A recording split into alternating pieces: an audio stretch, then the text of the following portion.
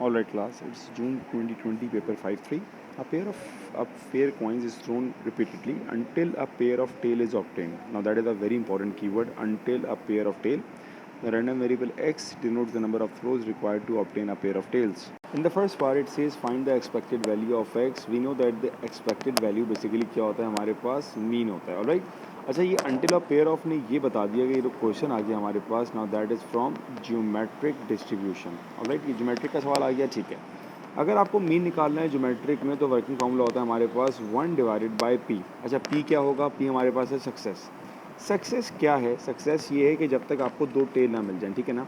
अगर आपके पास दो डाइस हैं तो टेल आने का ऑप्शन क्या होगा? भाई पहले पर हेड आया, फिर टेल आया, फिर दोनों पर हेड आ सकता है, या फिर टेल के साथ हेड आ सकता है, या फिर टेल के साथ टेल आ सकता है. तो सक्सेस हमारे पास खाली 1 टाइम्स आ रही है आउट ऑफ 4. तो पी आ गया मेरे पास 1/4, क्यू आ जाएगा मेरे पास 3/4. तो मेरे पास मीन आ जाएगा बहुत simply 1/4 which is equals to 4.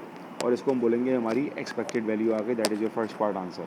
Alright, for second part, find the possibility that exactly 3 throws are required to obtain a pair of tails.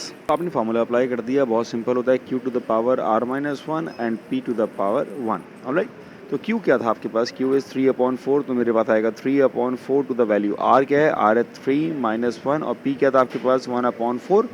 तो ये आ रहेगा 3 का स्क्वायर 9, 4 का square 16 into 1/4 which is equals to 9 divided by 64. ये आपका answer है. Part C, find the possibility that fewer than 6 rows are required to obtain a pair of tails. All right, क्या मतलब हुआ? Fewer than 6 का मतलब ये हुआ कि अब 6 इंक्लूड नहीं है. All right, अच्छा हमारे पास जब भी लेस देन का साइन होना चाहिए उसमें इक्वल टू होना चाहिए, तो हम इसको ऐसे लिख सकते हैं possibility of x should be lesser than equals to 5. ये भी तो बराबर हो कोई बात. फ़ायदा क्या हुआ इस तरह लिखने का? इसका हमारे पास डायरेक्ट फार्मूला होता है 1 - q to the power r.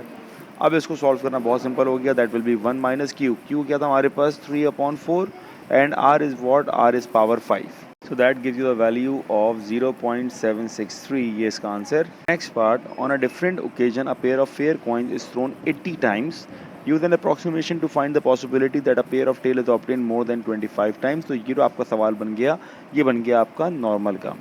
Alright, कैसे पता लगा कि आपका जो एक्सपेरिमेंट है वो बहुत दफ़ा रिपीट हो रहा है? तो ये सवाल आपका नॉर्मल का आ गया. नॉर्मल में आपको पहले मीन और सिग्मा निकालना पड़ेगा. अगर आपको मीन निकालना है, mean is equals to, symbol क्या होता है? म्यू. वर्किंग फार्मूला क्या होता है? N P. ऑलराइट, आपके पास एन की वैल्यू क्या आ गई? एन आपके पास आ गया 80, और पी जो कि सक्सेस हम निकाल चुके हैं that is 1/4. It is equals to 20. इस तरह मैं अब सिग्मा निकालूंगा. Sigma is what? Sigma is under root of N P Q. N P का आंसर तो आ चुका है आपके पास 20, और क्यू क्या था? क्यू आपके पास था 3/4. So that will be 5 3s are 15. तो इसको मैंने कह दिया, ये आ गया मेरे पास अंडर रूट 15. मीन और सिग्मा से अब आप z निकाल सकते हो. कैसे? क्वेश्चन कह रहा है मोर देन 25 टाइम, मतलब मुझे पॉसिबिलिटी निकालनी है x is greater than 25. Alright, पहला काम मैंने z के लिए किया. z is what? z is equals to x minus mu divided by sigma. यहाँ पर x की वैल्यू क्या होगी? उसके लिए आपको करेक्शन फैक्टर का काम करना पड़ेगा. कैसे करते हैं हम लोग ये काम? लेट्स सपोज कि ये 24 है, ये 25 है, और ये 26 है.